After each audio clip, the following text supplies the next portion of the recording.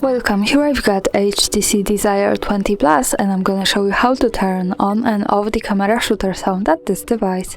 So at first we have to tap on the camera button to open it, and for now we are in the standard photo mode. Let me take a picture.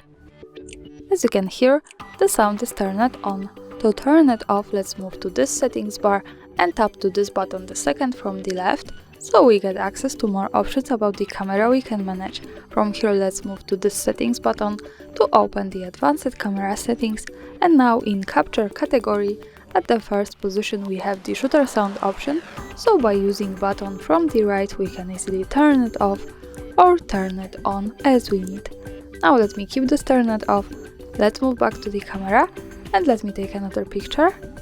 Now we can't hear anything. And of course, when we need the sound, we go back to this button, the second from the left, tap to the settings and use this button with shutter sound to turn it on again. And for now, we can hear it. And that's all, thanks for watching, subscribe our channel and leave the thumbs up.